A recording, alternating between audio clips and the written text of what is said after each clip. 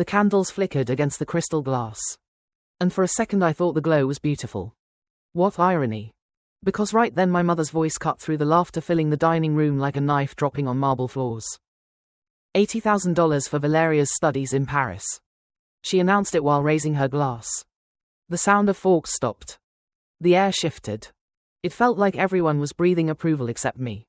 I felt my chest tighten as if I already knew what was coming next. I leaned forward slightly and asked in a quiet voice, almost like a child seeking permission she shouldn't need. And me? Mother didn't even look up. You don't deserve help, Elena. She said it as casually as commenting on the weather, without any intent to hurt, yet achieving an impact that pierced me to the bones. And just like that, in an instant the world stopped making sound. The laughter faded. The expensive perfume of my mother grew heavy. The silence became unbearable. I just nodded. I smiled as if I agreed with her verdict. That was the last family dinner I ever attended. 4 years later, when my sister's car stopped in front of my $5 million house, she cried on the phone with my father. None of them knew what I had done to get there. But that night was where it all began. Because before I became Elena Vargas, the woman who built silence in the form of success, I was the girl who always sat in the shadow of another. At 10 years old, birthdays meant watching the spotlight fall on Valeria Castillo. Her cake came with cameras, confetti, and speeches about her brilliant potential. Mine came with a bus pass and a lesson about learning to be independent. I still remember the name of the driver, old Ramon. He would wave to me every morning when I climbed aboard with a backpack heavier than my shoulders. No one ever sat next to me. At home, everything was about performance. My mother measured love by results. My father measured it by profits. When Valeria joined the debate club, Mother called it leadership. When I joined robotics, she said it was a useless hobby. Sometimes she would enter my room, look at the messy cables, the scribbled codes, and wrinkle her nose.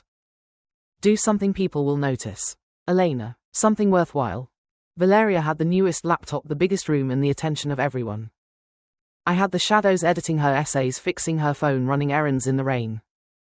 Mother said I was helpful. Father said I was practical. Neither word sounded like love. One summer I won a local programming contest. I printed the certificate myself and showed it to my father while he was fixing the sprinkler.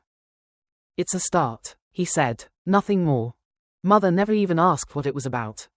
That same night, Valeria posted about her interview for the exchange program in Paris. The comments flooded the family chat while my phone vibrated until it died. None of the notifications were for me. I learned to stay silent.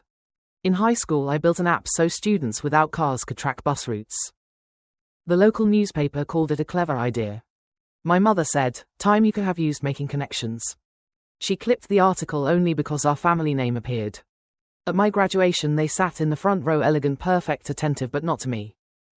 While my name echoed in the auditorium, they remained seated. Not a standing ovation, not even a glance. That night my mother hugged Valeria and said, I'm so proud of my 2 daughters, especially you. Darling. I smiled because there was a camera. Later in my room, I pinned the bus pass above my desk. The sound of rain accompanied my silence like a metronome marking debts to settle. That night I understood the mathematics of my family. Valeria equals light. Elena equals silence. And then came the announcement. $80,000 for Paris. I asked for $2,000. They told me I didn't deserve help. And I don't know what hurt more, the words or the casual way they said them. Something inside me became completely still. When I stood up from the table, the chair scraped louder than my words. And that sound was the end of one version of me. Outside, under the cold rain of Seattle, I understood that no one was coming to rescue me. And perhaps for the first time in my life, that was an advantage. Because if they didn't want me in their light, I would build my own from zero, without permission, without asking for help. That was the day I stopped being the shadow of Valeria and started becoming Elena Vargas. The morning after that dinner, I deleted my family's contacts, without trembling, without drama, without a single tear. The names disappeared from the screen as if they had never existed. The silence that remained was so clean, so pure, it almost scared me. It was the first truly mine decision. My studio in Capitol Hill was small, damp in winter, and the walls smelled of the neighbor's detergent, but it was mine. There I made coffee, opened my laptop, and created a new folder. Life plan. Inside 3 files, savings, goals, projects. I didn't know exactly what I would build, but I knew it would work better if no one could claim it as theirs. By day I served coffee to strangers. By night I programmed under a yellow lamp while the rain beat against the glass. I measured my life in hours in lines of code in small achievements only I could see. My only rule was to document everything. If people left gaps, the data would fill them. A few months later I got a part-time job at a logistics startup downtown. Glass walls, white floors, smell of new carpet and overflowing ambition. My badge said Elena Vargas, contract engineer. 12 people shared that office, but at night it was mine. I stayed until dawn, testing algorithms, cleaning databases, optimizing what others took for granted. It was then that Adrian Moyer noticed me. One afternoon he leaned over my desk and watched my screen glow. "Are you optimizing delivery routes?" he asked. I nodded. "It's just a personal project." He smiled with that mix of calm and ambition that only those who recognize others' talent possess.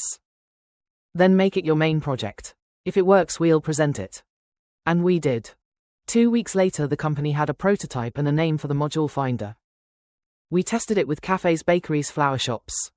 I cleaned every database like polishing an old wound. Each line of code was a new brick in the architecture of silence I was building from that night in the family dining room. I kept everything: notes, reports, emails, records. It wasn't paranoia, it was survival turned into method. When the pilot was a success, Adrian called it innovation. I called it proof. My friend Sophia Rivers sometimes stopped by with takeout. "Are you obsessed?" she would ask, laughing. "I'm building distance," I always replied. Distance from what? From asking permission. The months blended together in long nights, cheap coffee, and invisible triumphs. Until one day my therapist, Dr. Monreal, said, "Your parents didn't reward you for being good, Elena. They rewarded you for being useful." I stayed still. Then I answered, "I'm going to make my usefulness mine." That year, Finder stopped being a project and became a voice, not one that shouted, but one that imposed itself on its own. The numbers spoke for me, the graphs were my defenses, the presentations were my firm answers. When the company decided to turn Finder into an independent startup, Adrian called me co-founder. We signed the papers in a glass room overlooking Lake Union. The rain fell slowly, streaking the windows like soft static. I signed my name with a confidence I had never known before, as if every past rejection had been foundation.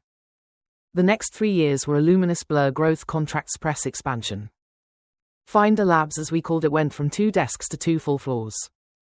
We designed a model for reducing emissions that made national news. An angel investor backed us after seeing the pilot data. I didn't post anything celebrating. I didn't buy new clothes.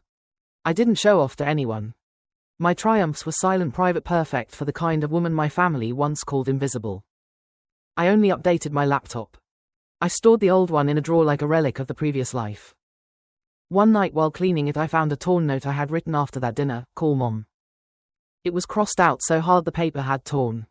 I ran my finger over the mark, then folded it and stored it under the archived lessons section.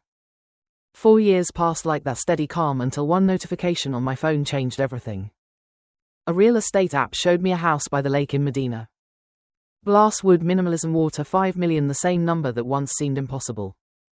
I bought it without thinking, without cosigners, without permissions, without shared names. My signature, my story. The morning I moved in, the air smelled of wet cedar and new beginnings. The first thing I hung on the wall was my green bus pass from my 18th birthday. I placed it in a frame under a handwritten phrase: "Better routes, better paths." For the first time, the silence was not absence. It was peace. Some nights I sat in front of the window watching the rain slide slowly over the glass. My reflection was faint, almost ghostly, but enough. The house was calm. So was I. Sometimes I thought about my parents, not with anger but with distant curiosity. Would they still believe that value is measured in investments? Would they ever wonder about the daughter who stopped asking for help? Then I turned off the light, closed the laptop, and let the silence end the conversation. And it was exactly then, when my life finally seemed complete, that everything opened again with a call I didn't expect. The call from Valeria Castillo. It happened on a Saturday. The light entered through the windows as if wanting to remind the house that it was no longer a temporary refuge but conquered territory. Isaac Beltran and I were about to head to the market when my phone vibrated with an unknown number. I almost ignored it. Almost. Something in my chest tightened, as if an old version of me had woken to warn me. I answered. "Elena, it's me, Valeria." Her voice trembled, broken between short breaths. "I just drove through Medina. I saw your name at the entrance. You really live there?" The silence outside had a strange rhythm marked by the automatic sprinklers hitting the damp earth. "What are you trying to ask?" I replied softly. She inhaled sharply. Why do you have that? The call cut off before I could answer. I stayed staring at the screen, turning off, barely reflecting the outline of my face in the glass. In less than an hour, the messages started arriving. Mother, father, aunt, June, grandmother. Names I hadn't seen in years. Each voicemail had the same shape of desperation disguised as concern. First, my mother's polished theatrical voice as always. Valeria said something incredible. Darling, talk to us. She's upset. Don't let jealousy divide this family. Then my father's slow, heavy, calculated. Elena, let's talk like adults. We are still family. That word family, the same one that only appeared when they needed something from me. At dusk, a messenger left a letter. Cream-colored paper, elegant calligraphy, too perfect. Elena Vargas, said the first line, pretending warmth. And then came the real content. Valeria is expecting a baby. Perhaps it's time to heal. Your father has had problems at work. The roof needs repairs. Family supports each other. I know you're not a cold person. The last sentence was sharp as a needle.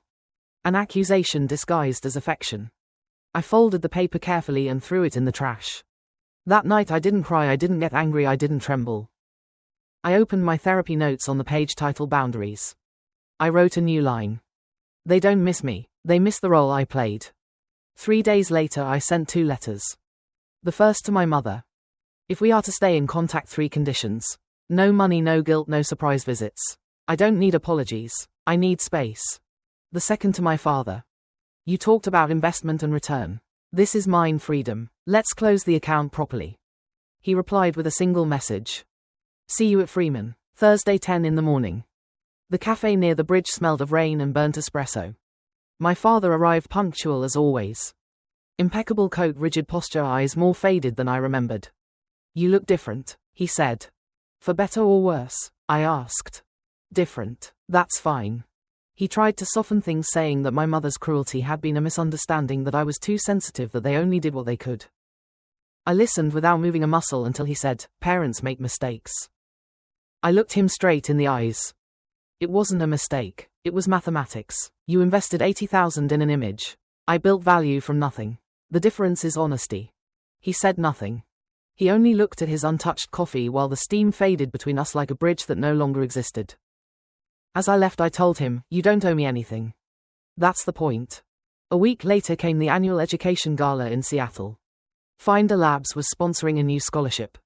The hall shone golden, full of elegant conversations and expensive perfume. Isaac squeezed my hand. Ready? He murmured. I nodded. I saw them before they saw me. My mother with her pearls. Valeria Castillo in a light blue dress, her pregnancy softening the angles of her face. They approached smiling. Not for me, but for the cameras. My mother's voice was honey with an edge. We came to congratulate you. You've done incredible things, but remember, success is also about giving back. Valeria is preparing for the baby and your father still needs to repair the roof. I let her speak, let her empty her entire script. When she finished, I turned to the presenter. Excuse me, I said calmly. An assistant brought up the pearl white envelope I had prepared. I took the microphone. The hall fell silent. Tonight I want to make a personal contribution. $80,000 to fund scholarships for young women who were once told they didn't deserve help. The auditorium held its breath. Then the applause erupted like thunder. I looked directly at my mother. You once called it an investment, I said in a low but firm voice. I did too. Her smile cracked. My father, who had just entered, stood frozen mid-step. The check shone under the spotlights.